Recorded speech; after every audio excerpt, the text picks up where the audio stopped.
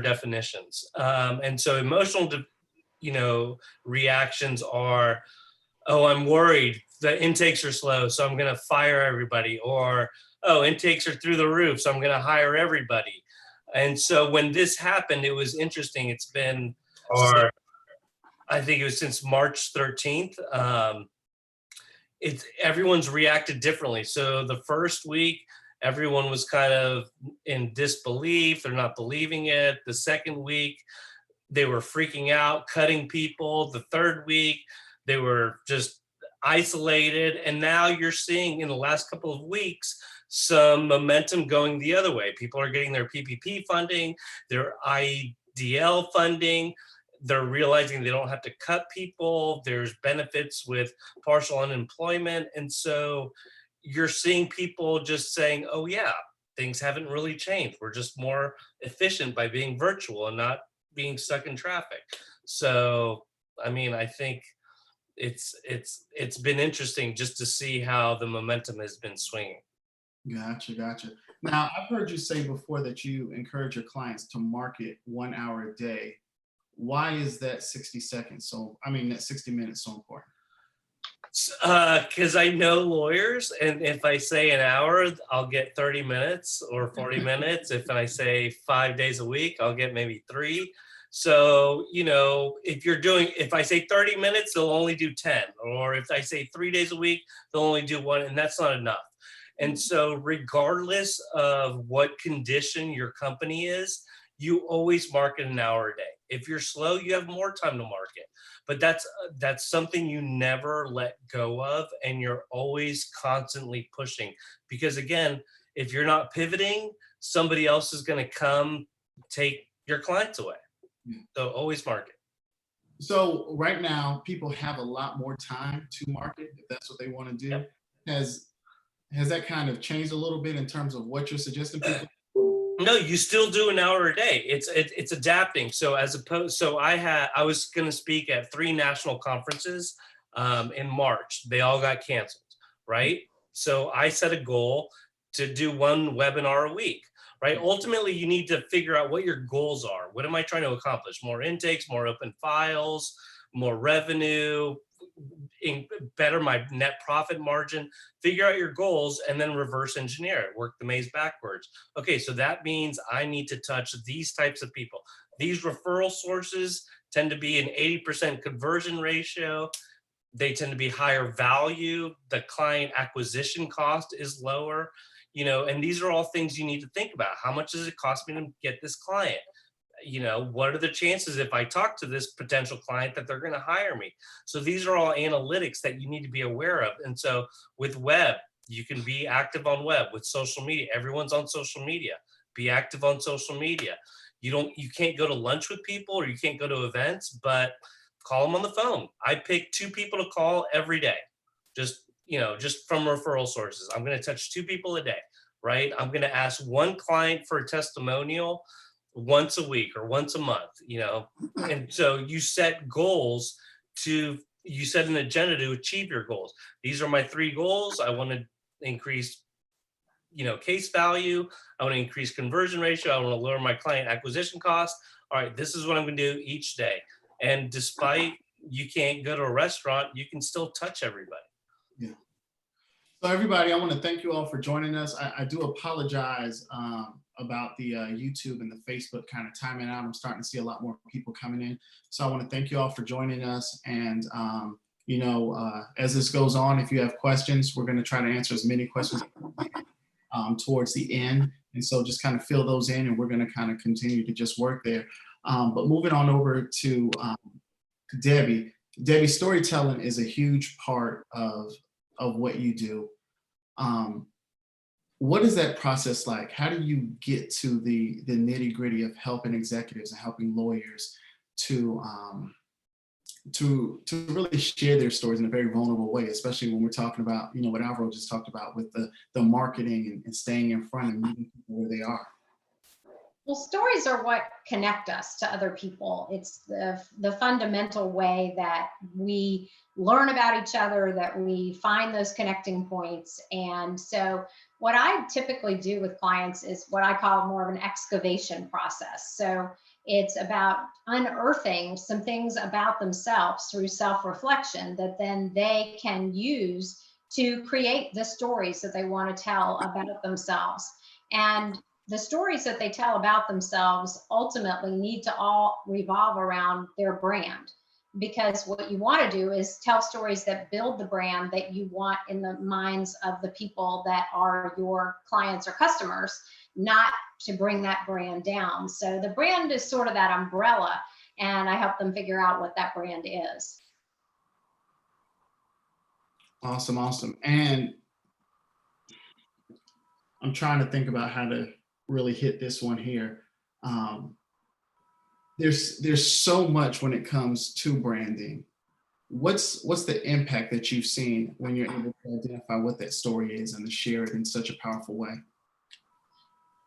So when people can really understand their brand, and we all have a brand. So for everybody who's listening, if you don't think you have a brand, you're wrong, because you do.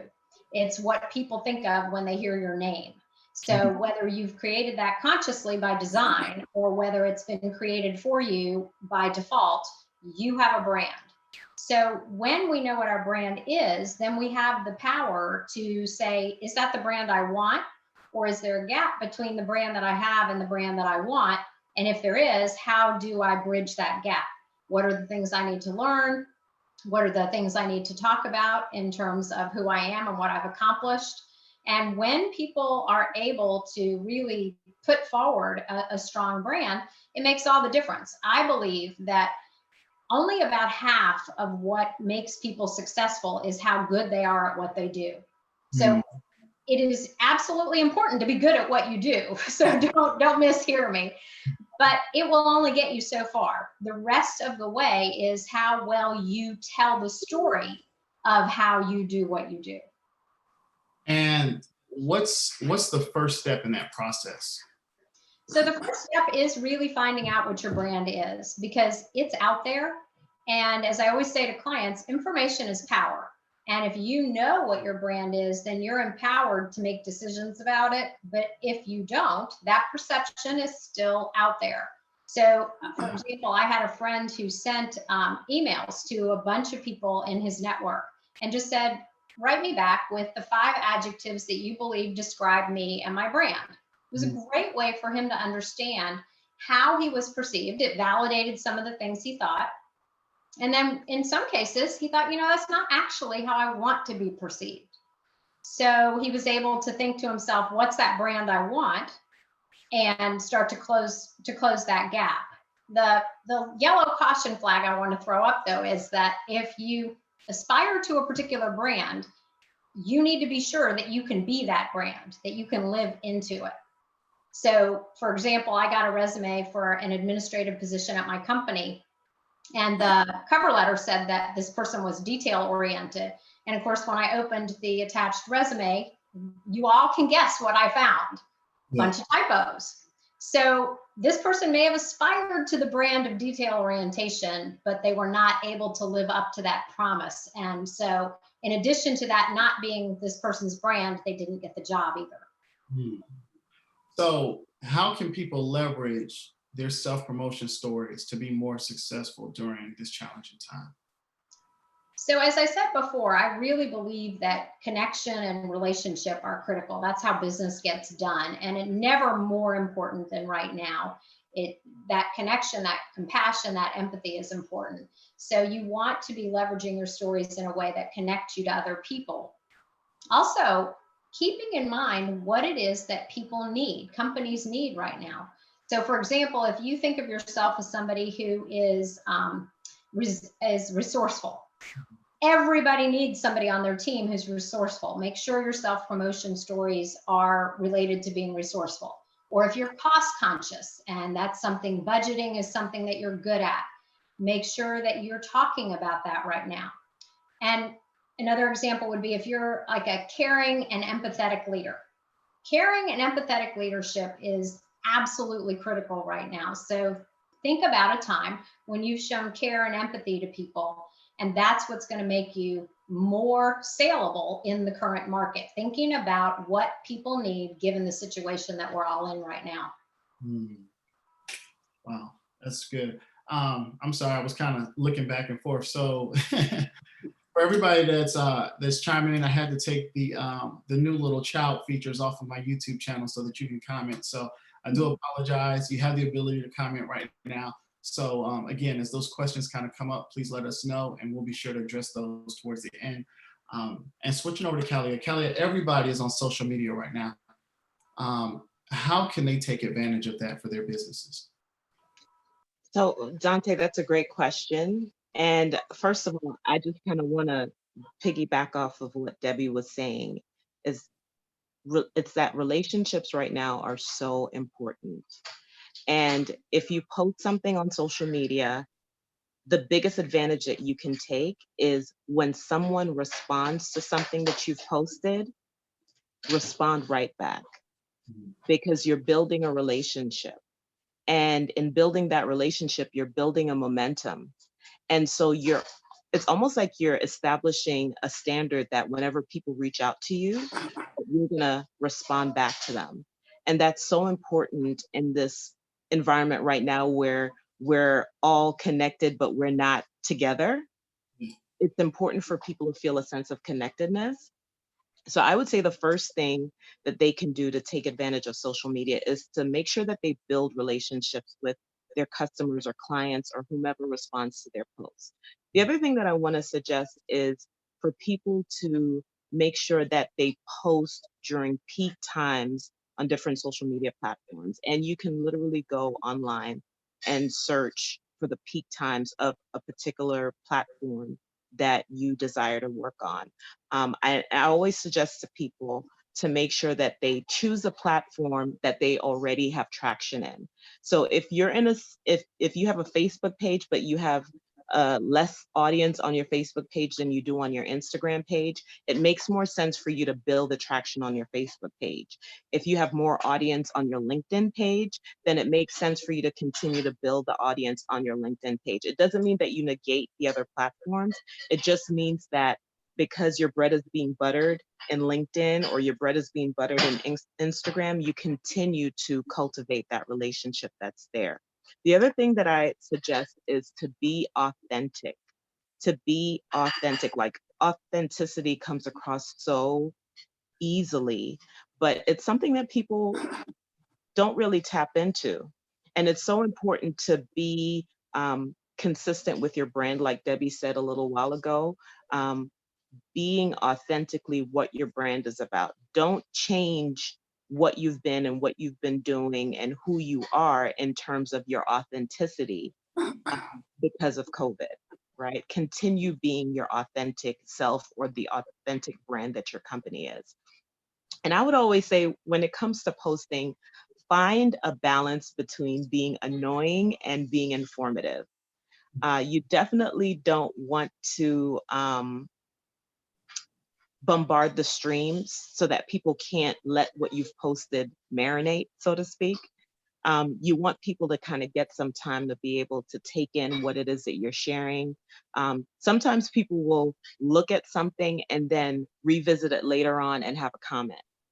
But if you're posting a lot of stuff in your stream, it's going to be very hard for people to keep up with what it is that you're messaging about and buy into what it is that you're doing. Another thing that I think it was Alvaro that he said earlier was pay attention to your analytics. What are people doing? Like, are they clicking on certain things and not on other things? I'm going to tell you the honest truth is whenever I post pictures of my family or my kids, I get the most responses. And it's because they're just kind of like what Debbie was saying earlier, there's a sense of connectedness that people want. And the story that you're sharing about a personal experience connects with people. And so they want to feel a part of you as much as you want them to buy into you. And so it's very important that when you post, you pay attention to the things that are resonating with people. And then the last thing that I would say is make sure that you include not only strong images, but video. Video is king.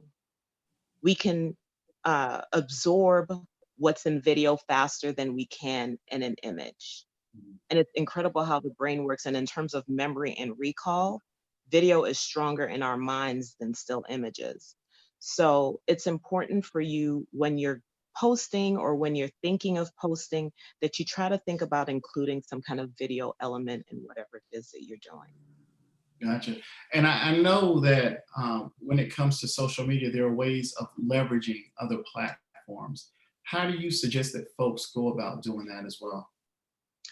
Well, one of the things that I always suggest doing is connect with people that are doing things in the space that you're trying to occupy. So for example, if you are working with someone, for example, if you and I were working together and I see that you figured out how to leverage your space, then I would join into whatever it is that you're doing, because that is going to be a reflection on me.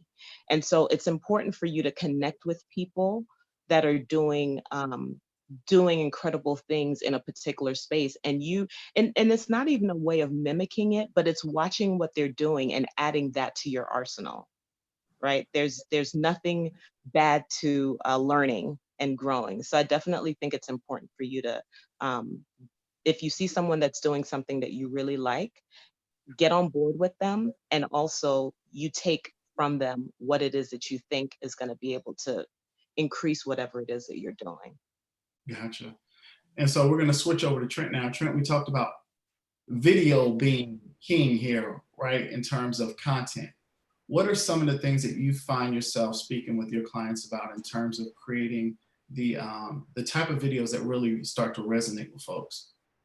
Well, I'm glad she said video is king, because that's how I really feel. And putting that stuff out there, what I try to resonate with my clients is that it's a lot what the other experts were saying. You want, especially with small business owners, I tell them, get in front of the camera. You need to show yourself, as part of the brand. A lot of them like to shy away. They want to hire actors sometimes. They want to hide behind their logos and whatnot. But once you get in front of that camera and put yourself, being authentic in front of the camera, it really has a sticky factor, especially in small businesses, because when we're scrolling, just for instance, when I see you on video, I'm going to stop because I know you. I have a connection with you, opposed to a national brand. And so when I see stuff you're posting, or when I see you have a video out there, stop. I know that guy. All right, let me hear what he's talking about. Let's see what he's saying. And then I can know how to share it, how to invite other people.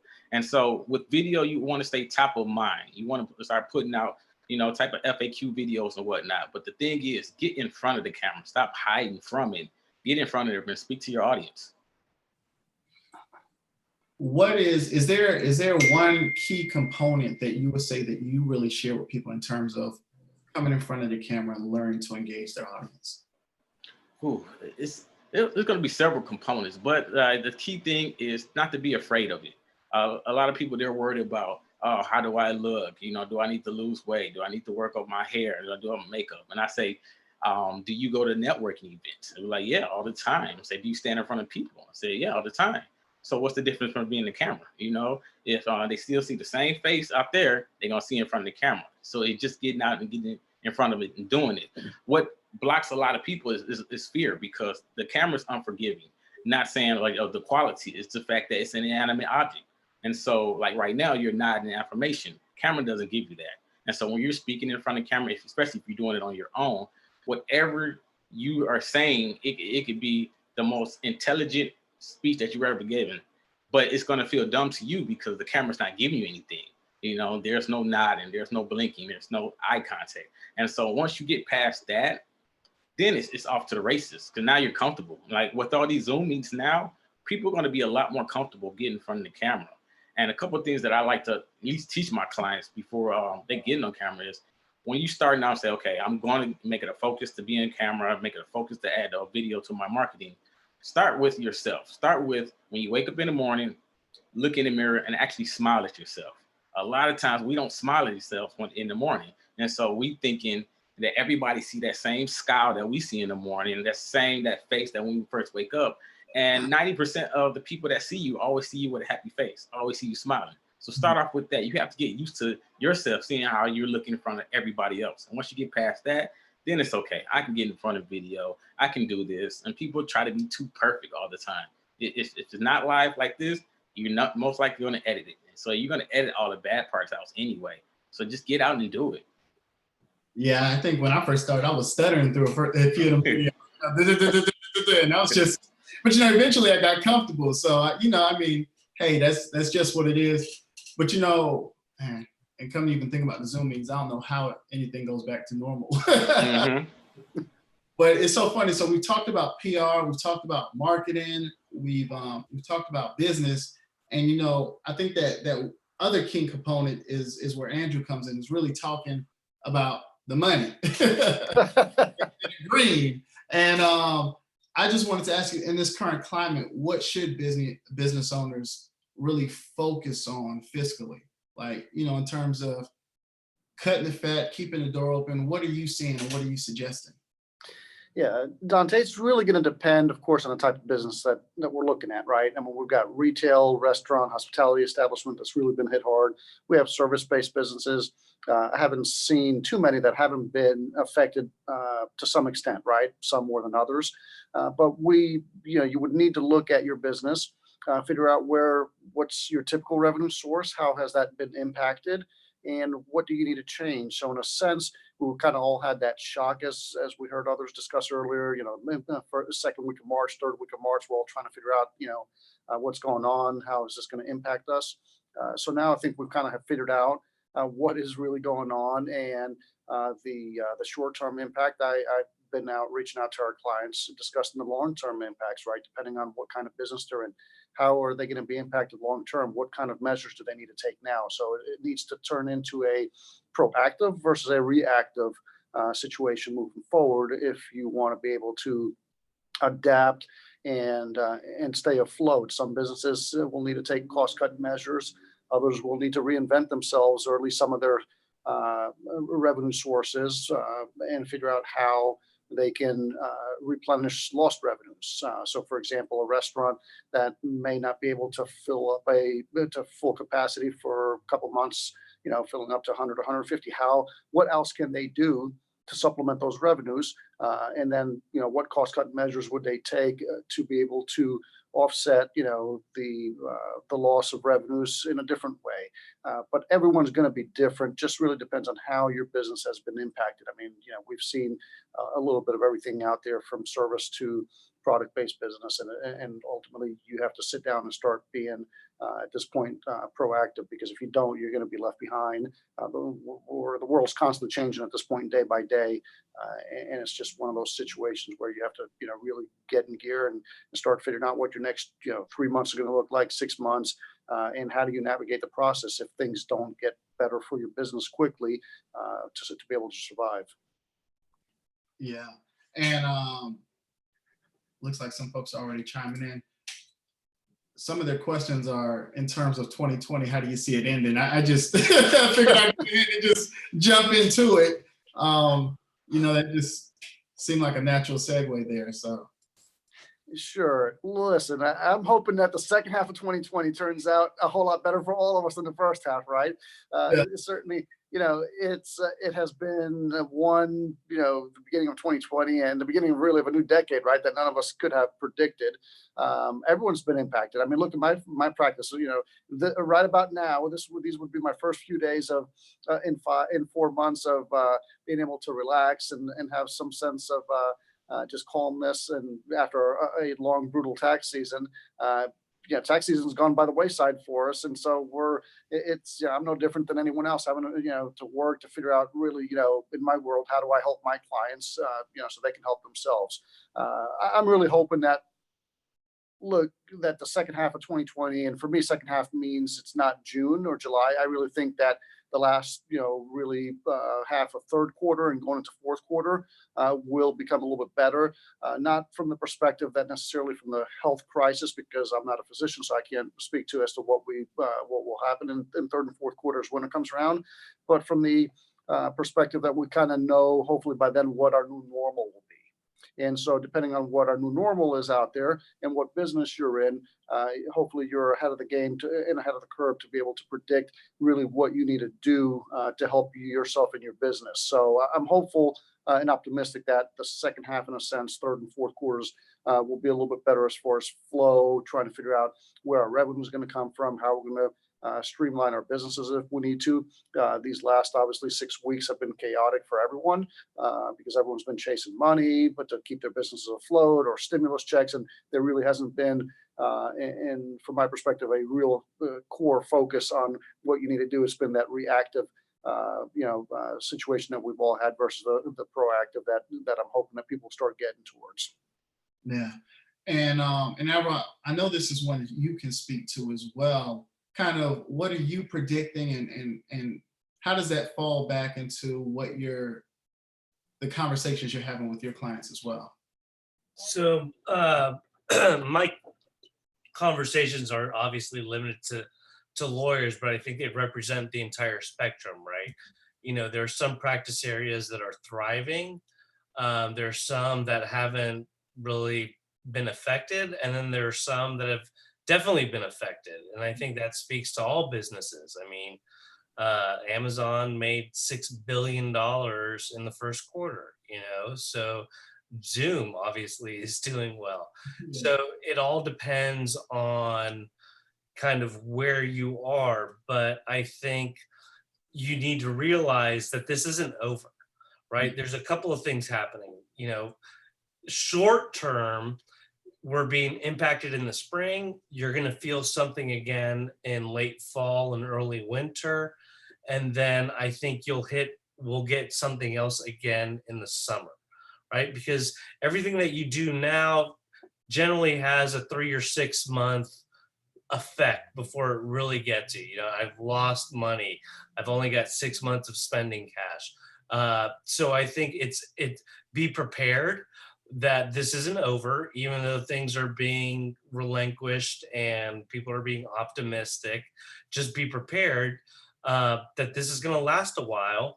But if you continue pivoting and adjusting, you're going to come out 10 steps ahead of everyone else if you're not, being aware of what's happening.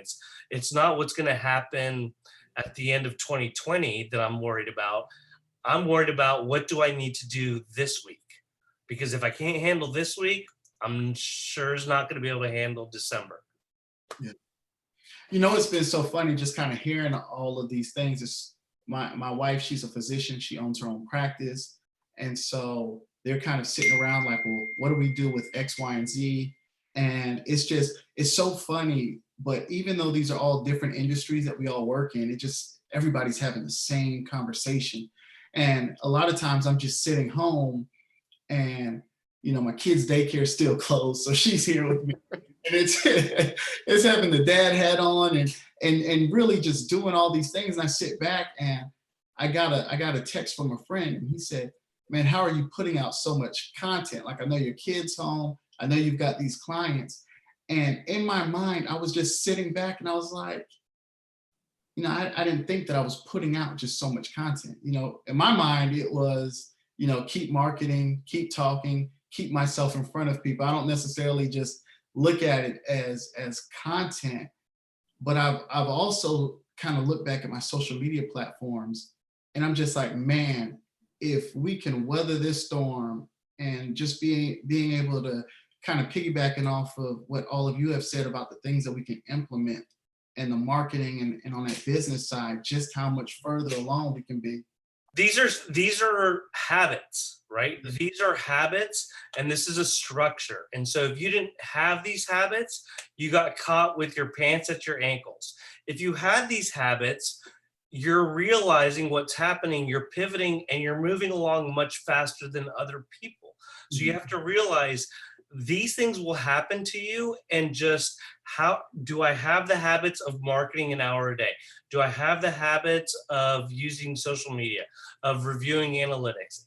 These are the things that people are really starting to realize, oh, maybe this could have been a Zoom meeting. Maybe this could have been an email. Maybe I didn't have to drive an hour in traffic, and I can be a lot more efficient. And so if you're realizing that and being proactive, you're expounding your efforts. If you're seeing what's happening and you're constricting, you're just losing your market share. Yeah. And I'm seeing some questions that come in about overhead and balancing that all. You know, honestly, all I can think about right now is the fact that, I mean, we're all doing so much from home. You know, if you can keep these calls at the same level once everything reopens, I mean, I consider that a win as well. I'll let the tax guy answer that, but I've been handling those questions all Whoever day. wants to jump in on it.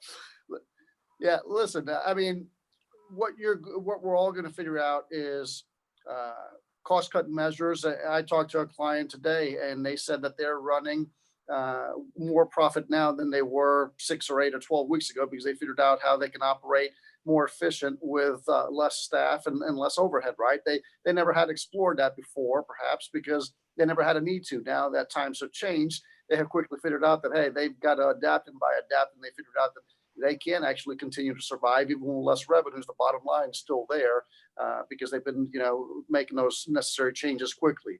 It's going to go back to making, as we've all said before, making changes, adapting, figuring out, how you can keep your business afloat, and expecting that, you're going to continually have to make changes over the coming weeks and coming months, depending on what happens with this crisis. Yeah.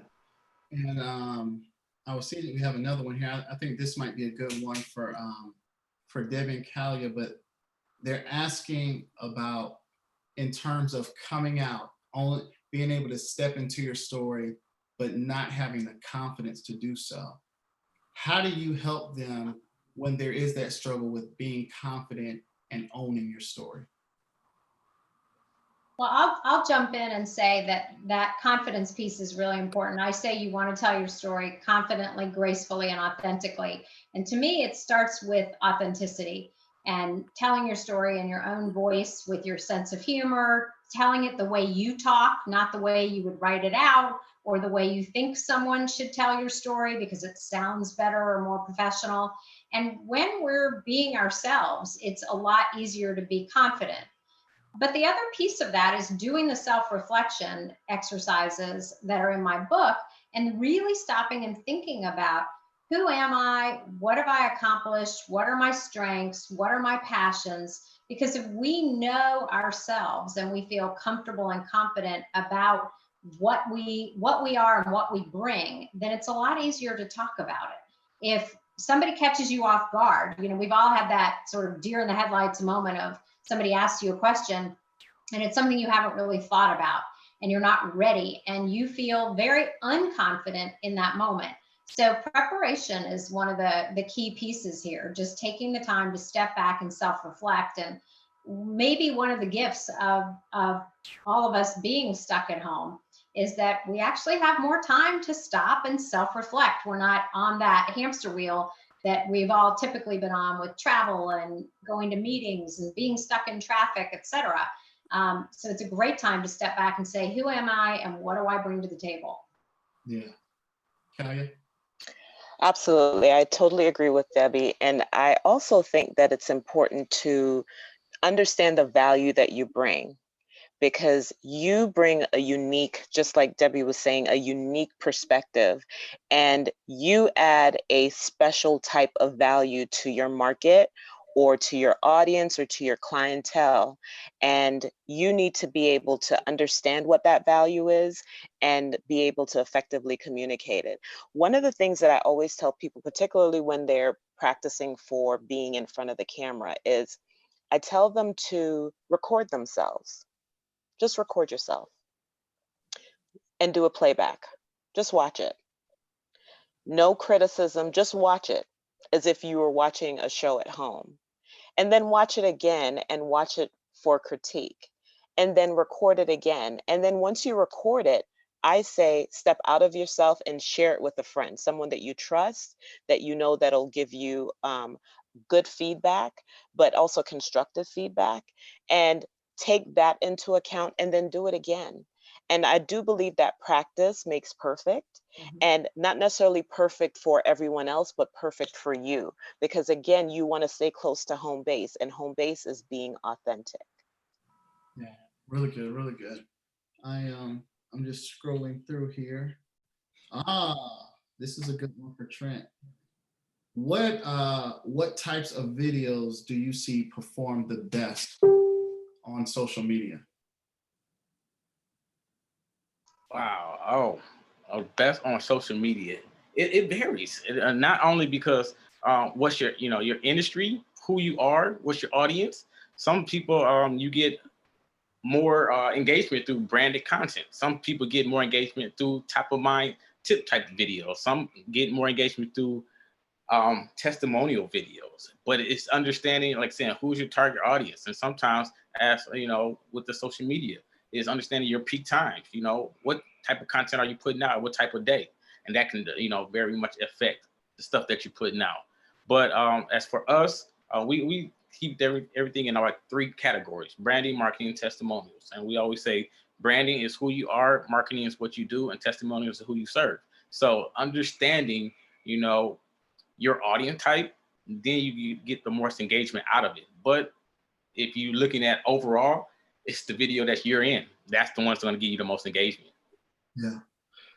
And it's funny because I'm looking at another question, and it was talking about how do you show your value through video? And I'm always seeing Trent's video, but I'm also always seeing Alvaro's video, and I'm always seeing Andrew at the Financial Network. And so, like, you guys have really done a great job of taking what you do and really showing it to the world. And I really liked, even Alvaro, I remember watching your story, and it started off with you out in the woods, and you were talking about spirituality and connecting. And I'm like, this is a side of this brother I haven't seen. Usually it's just so much business talk. And I mean, I'd like you all to just discuss just how you were able to come to that point in creating the videos. Andrew, you starting the show, and really talk about bringing these ideas to life.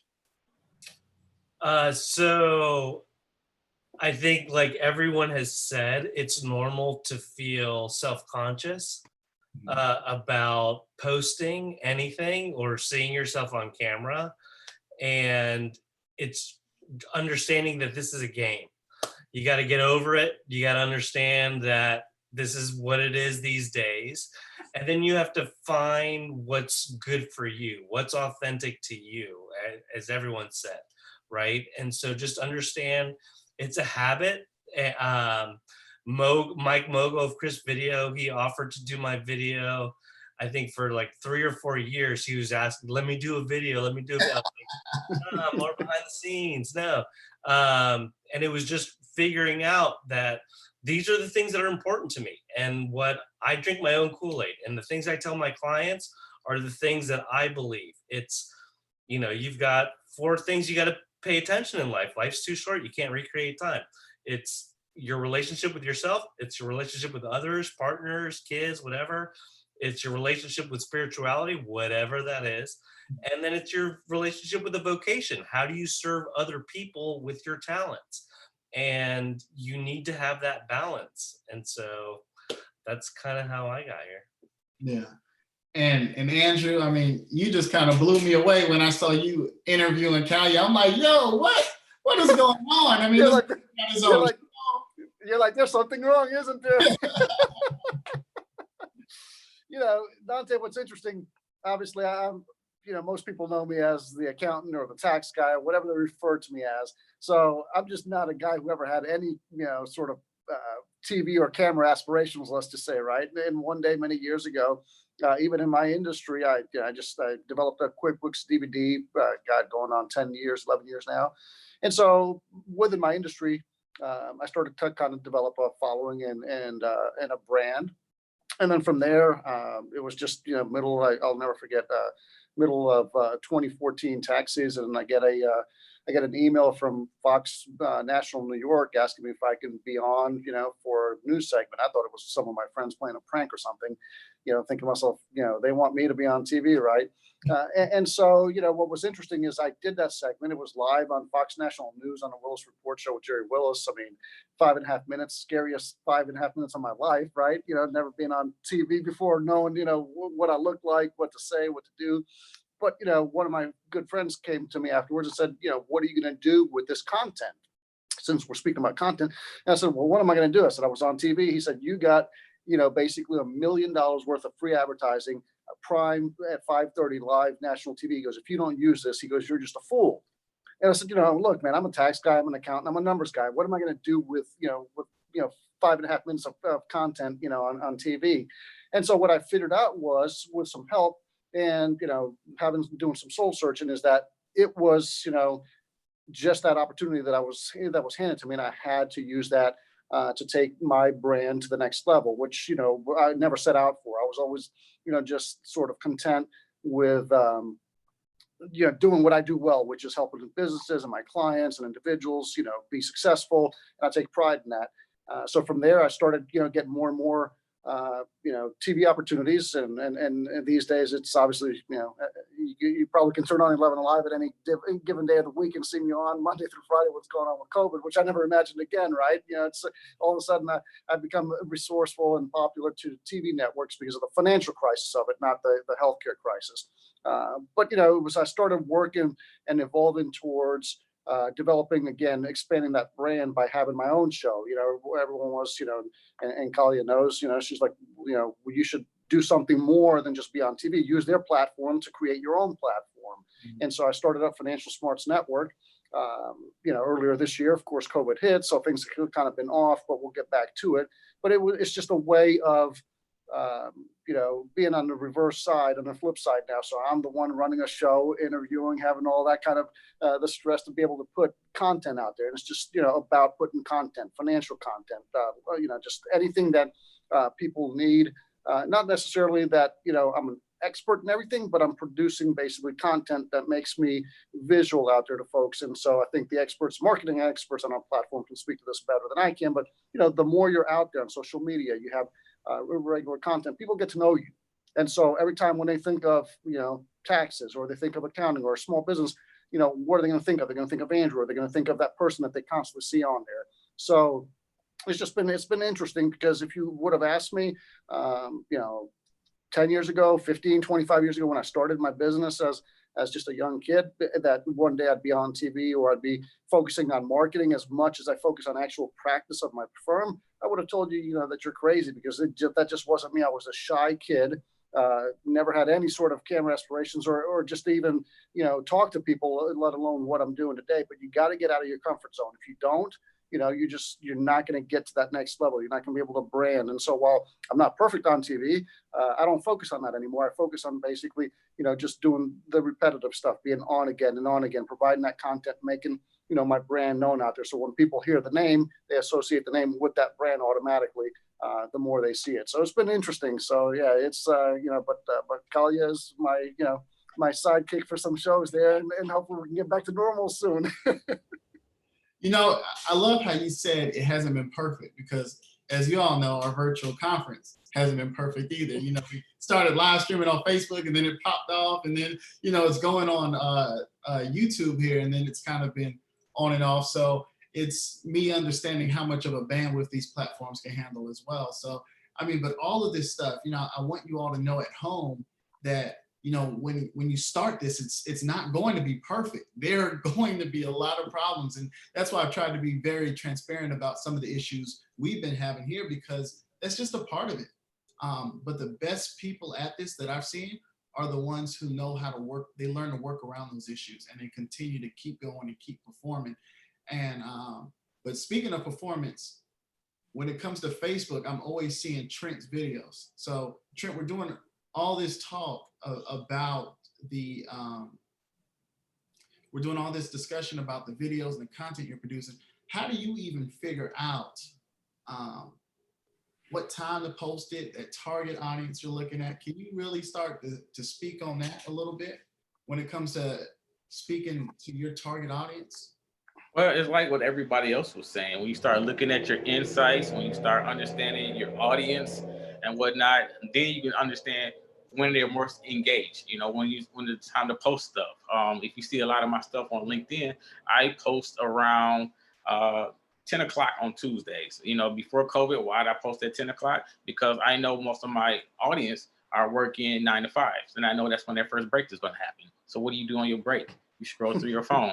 That's where I'm at. I know when I'm posting certain things on Facebook, I post around between 2 and 4, because then I know you're after break. You don't come straight to work. You can go off and scroll. And then when I'm on Instagram, I might post between 6 and 9 because if I know you're stuck in traffic, I know you're gonna be looking at your phone. So those key times that when I post, that's why it feels like I'm always on there, because I'm looking at my insights, going off my my audience, and just knowing where they're at in their life. It feels like, hey, dang, every time I open up this phone, he is there. You know what?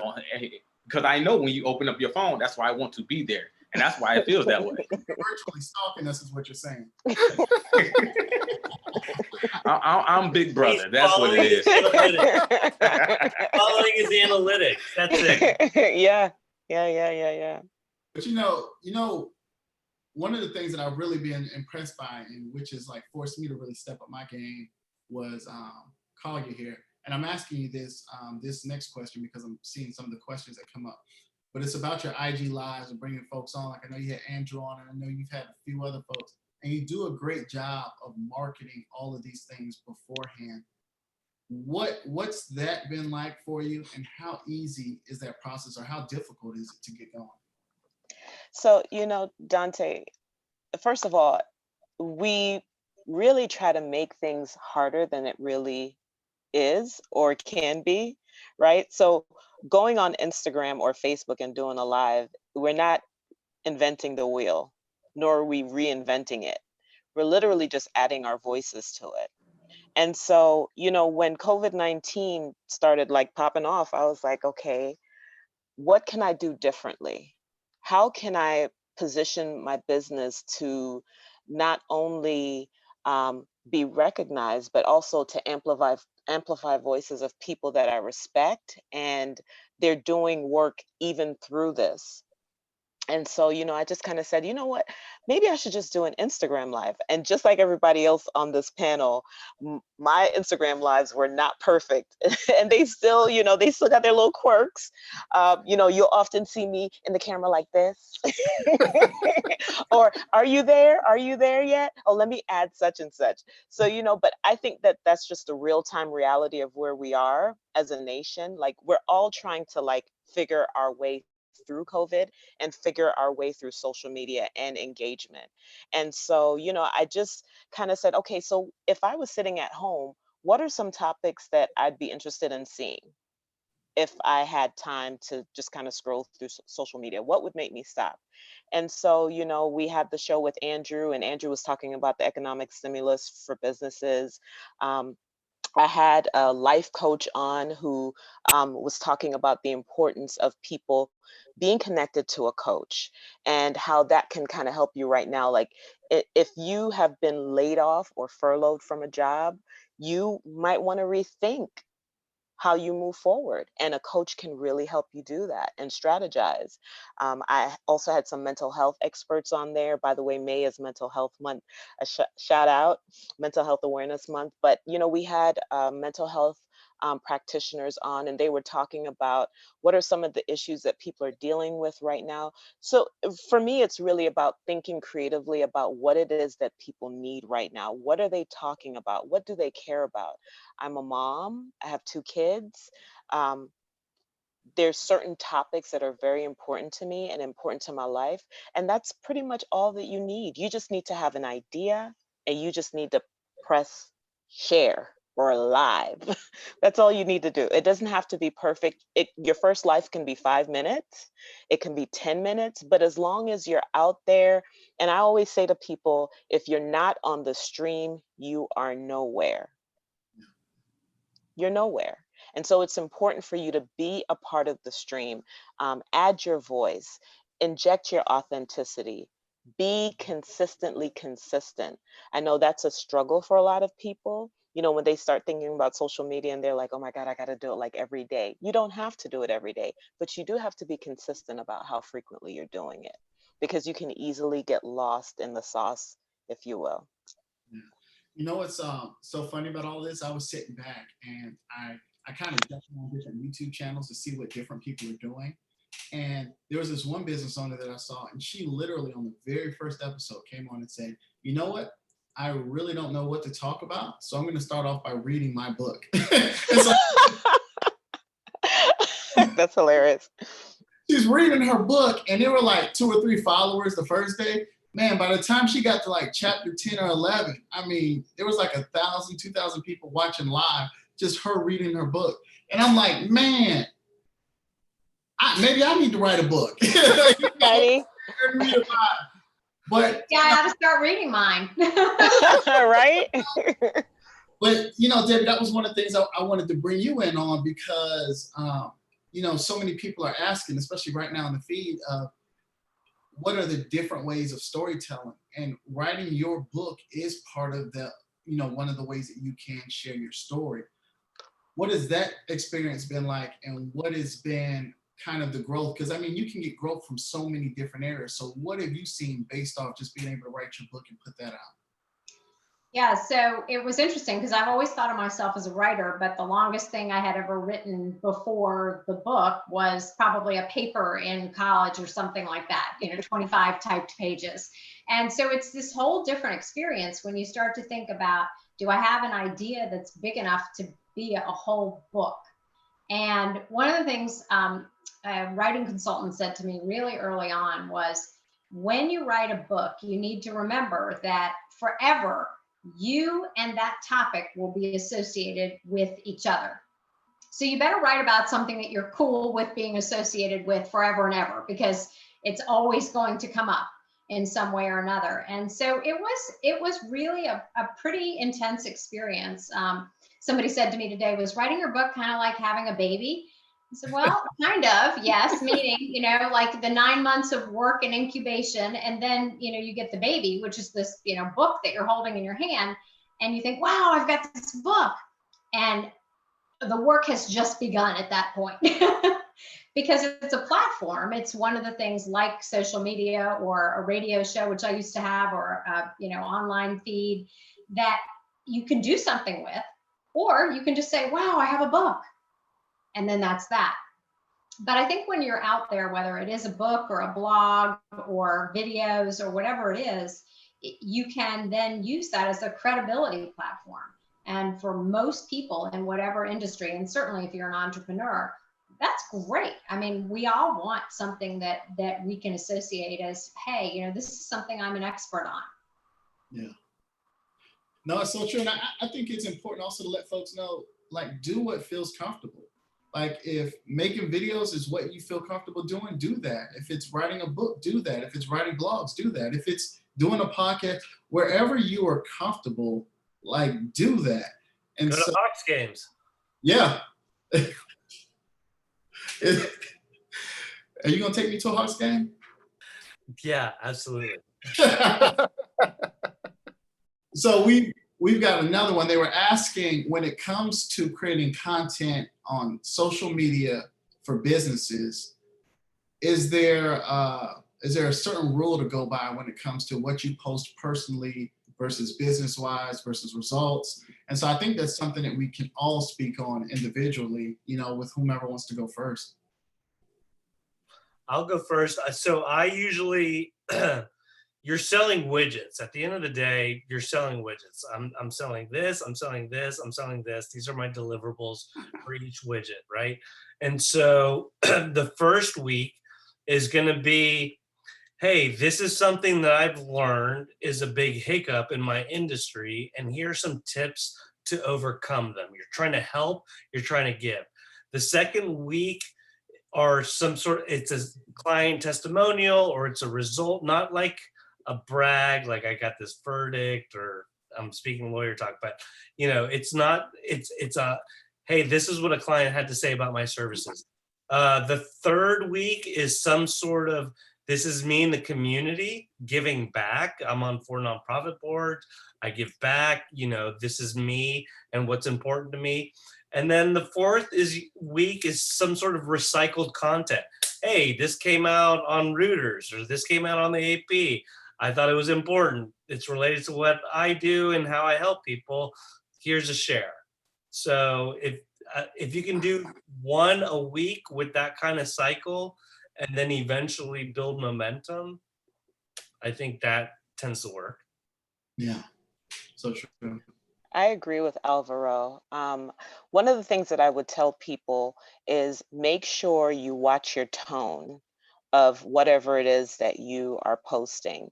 And so you never want to be on the wrong side of history and post something that is out of context with where everyone is right now. And so, just being sensitive to the tone of the nation and being sensitive to the tone of your community.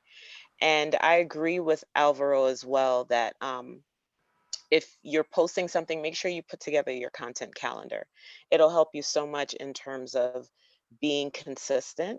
And you'll always be able to reflect and see, okay, well, I said, like he said, week 1, I'm going to focus on this. Week 2, I'm going to focus on this. Week 3. And the other thing that I would say is just to make sure that that you're being as consistent as possible. Like, I can't like drive that home enough.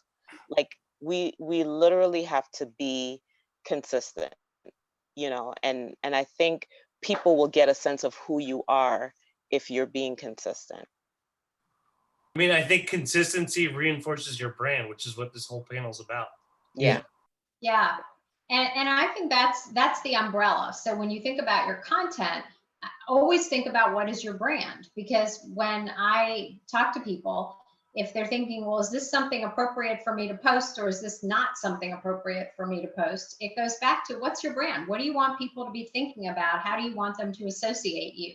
So if you want them to think of you as, let's say, a political firebrand, then post political things. But if you want them to think of you in a different lane, and your lane is about being an expert in, let's say, tax and accounting, then the kinds of things you want to be posting about are tax and accounting related things that are either about you as a person or about the work that you do. So really think about, what's that brand that I'm creating all the time? Because everything you say and do, either in person or online, is going to either add to your brand, or it's going to take down your brand. And I say you definitely, like everybody else, be consistent.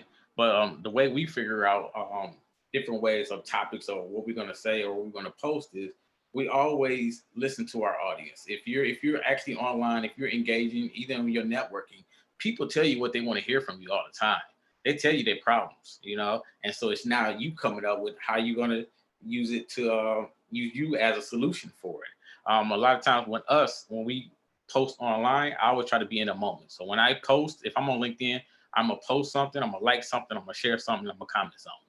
And so I'm in that moment while I'm there. And then you're looking it through and seeing, okay, like how we came up with this panel. So you said some people's having problems with this about video, how just about social media. You're telling me your problems. Okay. So now I know what to go write about. Now I know what to put the video about. Now I know what to talk about, because you told me what you want to hear. And that makes me a lot more engaging, because now I'm answering your question, even though you felt like you didn't ask me, but you really just told me what you need.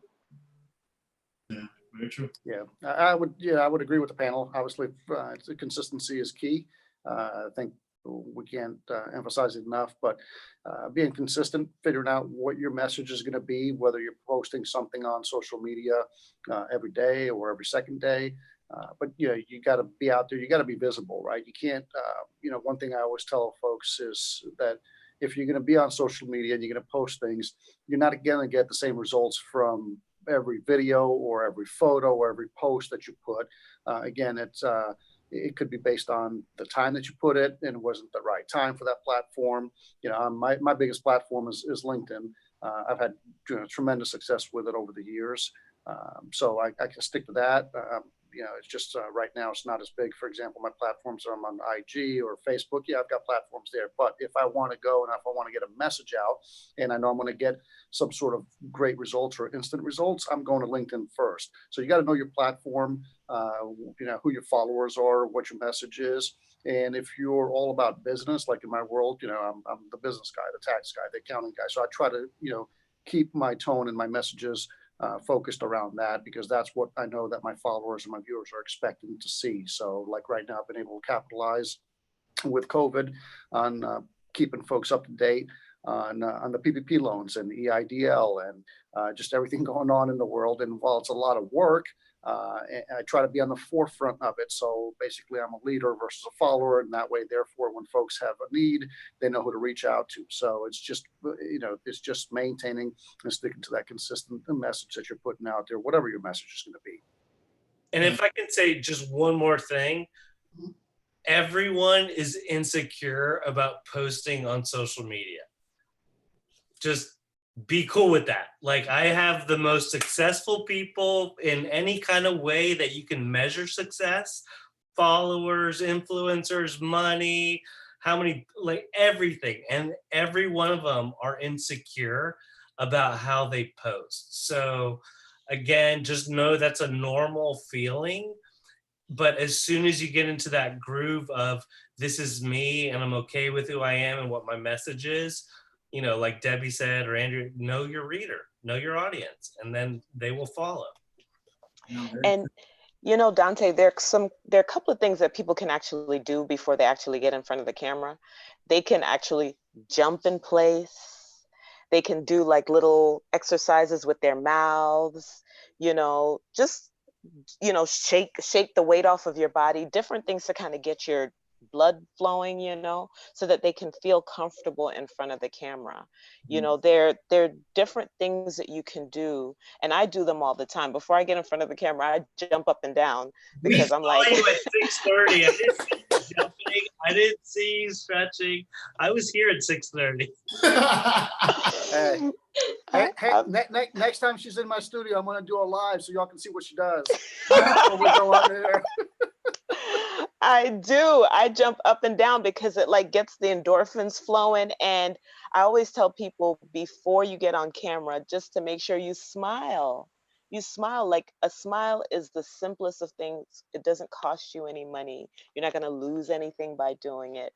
A smile just automatically engages people and creates a sense of warmth. And the other thing that I would say is, remember that being socially engaged is a long game. It's not I'm gonna do it for one day and then I'm done. It's a long game. And so, again, that whole consistency piece, just make sure that you know that once you start, and the funny thing is you might actually just like it. Posting every day. And not posting every day, but like being engaged with people. And to what Kalia is saying about, getting into that sort of mindset, it's important, whatever your routine is going to be. But, the biggest thing for me and I think that we can all stress out there to our viewers is, don't let fear dictate, what you're going to do or not doing, not being on camera, or not posting on social media, or not being active because you fear that, how are you going to be perceived, right? You got to figure out who you are, put that message out, and just move on. So you're not every time on camera is going to be your best performance or your best day. I mean, we've all been there. I think those of us who are on camera, and none of us were, born to be comfortable. Sort of, we've worked into it, and we're still evolving, right? We figure out what we didn't do right, or what didn't go so well, or how we didn't speak the way we wanted, and we just, we make it better the next time. So never let fear control you and what you're doing. Yeah, it's funny. I started off as a reporter when I was 22 years old. And I don't think there's ever been a moment when I stepped in front of that camera and I wasn't nervous. Like it just happens. And I think that's why I'm glad that we're having this, because we're able to be very transparent and authentic with people about what this process actually looks like. I think some people, they see the lights and they see the folks who found themselves and know how to market that find. But I mean, it takes time to get there. I remember my first live shot and they were cueing me and I did not respond. And you're like, you're live, Dante, you're live. Go. In my head, I was just sitting there. It took me some time. I was just telling, you the man, Dante. You the man. You the man. You the man. You the man. And like, bro, it's been 6 seconds. Go. And in my head, I'm just, one more time. You the man, Dante. All right, guys, let me tell you what we got going on. And it just takes some time to find that groove sometimes. It really does. You want to hear something crazy, Dante? Uh-huh. Yeah, I was, and Kalia is going to laugh at this one. I was on today on 11 Live, and all my segments, just about 95% of them are live. So we're on at noon, And, the 6 weeks I've been doing live segments covering, financial COVID topics every day. I've never at, my studios within the office. So I never put anything on the front door, don't knock. I do when we film, for my show, for Financial Smarts, but I don't for news because it's usually 10 minutes. I'm on, on and off air very quickly. And I never expect folks to just show up. Everyone's been sheltered at home. So today we're running live news on 11 Live at noon. And I start, getting a knock on the door. I mean, and you can hear the knock through, we're on live TV. So Shiva Russell, who's anchoring the new news. I mean, she just had to make light of it. She's like, Andrew, she goes, it sounds like you're in demand over there on your side too.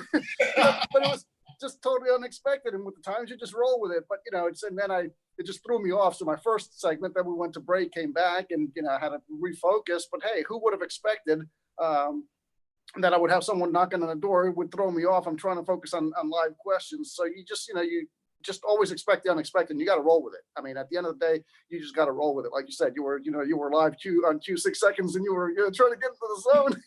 It's crazy. It's crazy, but you just move on along with it. You learn from it, whatever the issue is or the mistake is, and just go about it for the next time, man. That's all you can do sometimes. Yeah, it is so true. And we have another question. It says, in the era of thought leadership, how much does what you believe matter to your brand? I think that's something we can all speak to as well. 100%. I So- mean, 100%. I mean, I said that earlier. Yeah.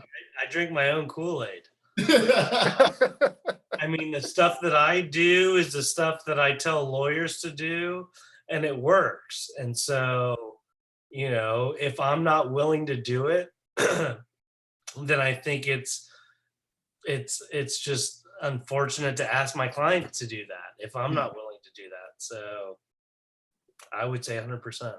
Yeah.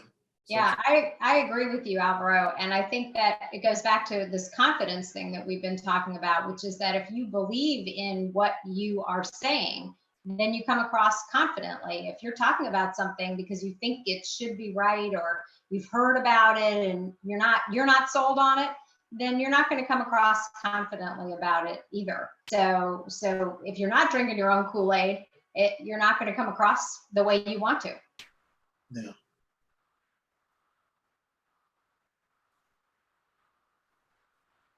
Anybody else? Yeah, no, I would agree. For me, it's listen. I practice what I preach in a sense.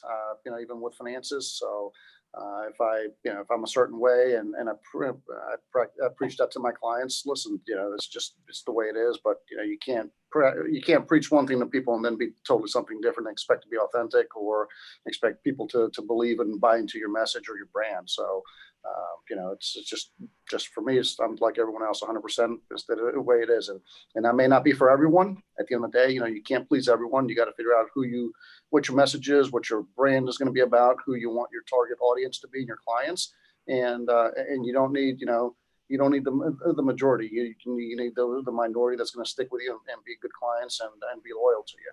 You don't need to be a gold coin. You don't need to be a gold coin to everybody. You just need to figure out who wants your gold coin. Yeah. Yeah, that's true. That's true. No, the way we go into it, like everybody else said, not only you got to believe it, because first of all, if you don't believe it, it's not going to be believable. So you have to be put into that position yourself. And for us, it's like when I get out in front of the camera, when I not only speak our truth, but say everything I tell you to do is something that we're doing already. And my thing is when I say it or I get in front of the camera, the people that like you is gonna love you, and the people that didn't weren't gonna buy from you anyway. So they don't matter. So just keep putting out your stuff, and you get the results that you're looking for. Yeah, somebody said to me once, "You be you because everybody else is already taken." Yes. It's so true. And I'm sitting here and I was kind of glancing over at the analytics as we're having this discussion and we're all talking. And it's so funny because I just sit back and I think about as much as there's been so many complaints about technology and it taken away from us, socially connecting. I'm like, man, this has been the piece that's like really tied us all together, especially during this pandemic. And it's been powerful. And I'm just really grateful that you all had chimed in and joined us. I was just going to say, I wouldn't have been with you guys otherwise. Yeah, I mean, it's true. It's I don't know, especially around this hour, you've got business during the day, but you come home and then it's the juggling of family as well. And I remember when we just started the live, I heard my daughter getting up from her very late nap, and it's like you hear those feet hit the ground, and I just kind of sit back sometimes, and I'm just like, it's been a great alternative. And I don't know. I've had some folks ask me, do things go back to what they were before? And I don't know. I mean, it's going to be hard to. It's going to be hard to get some folks to come back into the office. So yeah, it's definitely going to be extremely interesting. But I think we've tackled a majority of the questions that we've had come in, and so I wanted to open up the floor for final thoughts, and we can really just, whoever wants to go first can kind of step up, and we can begin our wrap up. Thanks for having me. It was very insightful to hear from everybody. Just know it's about your mindset, like how you wake up in the morning, I think sets the tone for the day. Like Debbie said, know your audience, who you're telling a story to, and follow your analytics, see what's working, what's not working, be consistent, and just don't give up. Yeah. It's about mindset and about perspective. My whole thing is, when I was doing the videos coming out, is when you create your own lane, there is no traffic. So I always focus on, okay, I don't care what everybody else is doing. I'm only worrying about what I'm doing. And if you do something after me, there's still no traffic. So I'm good. Man, how do we bring that philosophy to Atlanta so I can get out of it?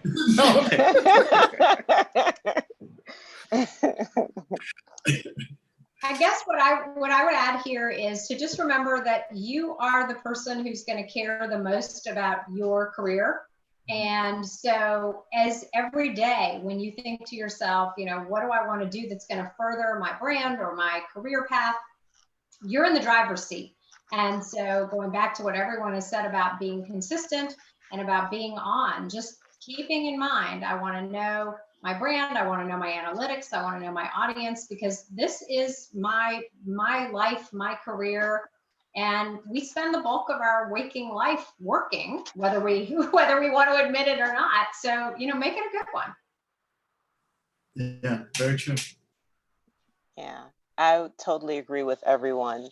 I definitely totally reiterate the being consistent piece. It's so very important. And I would just want to remind people that, your brand it's not a logo, it's not an idea, it's not this, far-reaching thing. It is a feeling. And you have to work hard to capture that feeling and to be able to communicate that feeling to everyone else around you.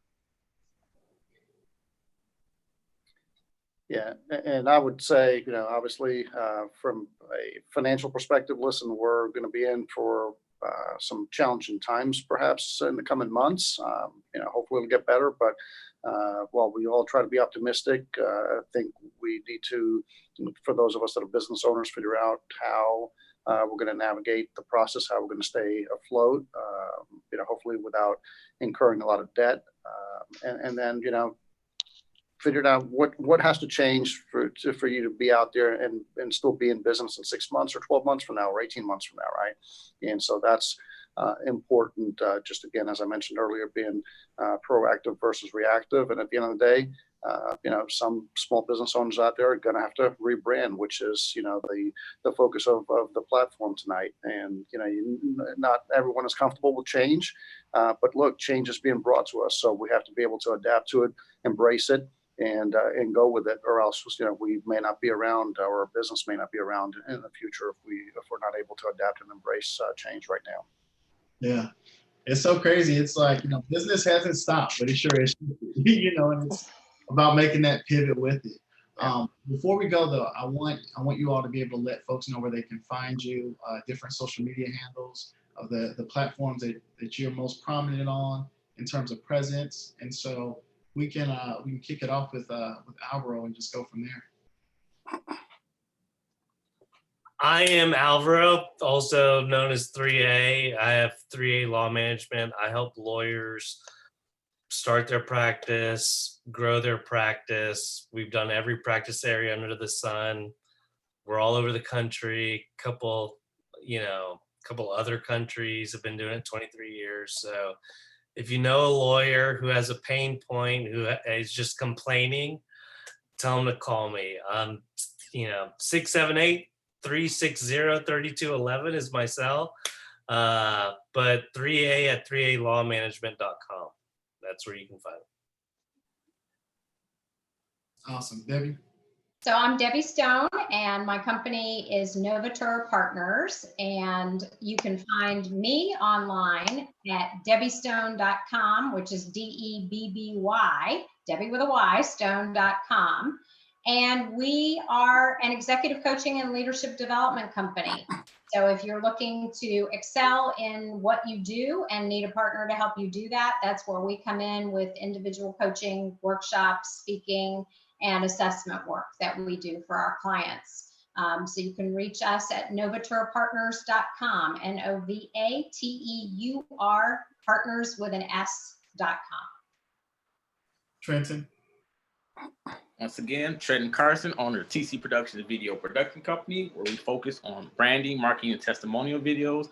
The great thing about the branding aspect of it, just go on any platform and type in TC Productions Video Production Company, and we'll pop up. If you wanted to go to our website, it's tcpvid.com. But again, go any platform, TC Productions Video Production Company, you'll find us. Awesome. Andrew? Yeah, I'm Andrew Poulos, of course. My firm is Poulos Accounting and Consulting. Website to our firm is poulosaccounting.com. It's POULOS, accounting is all spelled out.com. Social media, you can find me on LinkedIn at Andrew Poulos. Same thing on Instagram, Andrew G. Poulos with my middle initial on Twitter. And if you want to call us, we work with clients in Atlanta and across the country and internationally. Toll free is 888-9-POULOS, POULOS. So just as long as you remember the name and 8889, you can find us toll free. But listen, folks business owners and people who have a need for navigating the current process and tax resolution services, people who may have tax problems in the future because of all this, should reach out and not sit around and wait for those nasty letters from Uncle Sam to come around. So, so reach out if you want to follow my show. As soon as COVID ends and shelter at home ends, Kalia's gonna have to come back into the studio so we can start airing some more shows. She's a perfect sidekick with me. But it's Financial Sports Network. So the TV show website is fsntalk.tv and fsntalk.tv, and then on social media we have a LinkedIn page, we have a Facebook page, and on Instagram. So if you want to find out more in the future and keep up with me, just follow me on social media. I'd love to follow you back. Awesome. Kalia? So it is hintonjonesmedia.com, and it's HENTON Jones, JONES, media, MEDIA.com. And we take your message to the next level. You can also find me on Instagram at Kalia Jones, and my first name is spelled KALIAH, last name Jones. And you can also find business information on Facebook at Hinton Jones Media. Awesome. And of course, I'm Dante Carter, and you can find me on all social media platforms, Dante Carter, and under Carter Media Group as well, and cartermedia.net is our website, and you can always send us an email at info@cartermedia.net. You all, I want you to know that I am extremely grateful that you all came on today. Thanks for having me. Thanks for having me.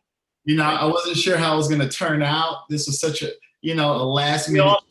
We all showed up. I just kept telling myself, if we can make it to at least 8:30, that'll be awesome. But we can't go past 9. That's all I kept telling myself.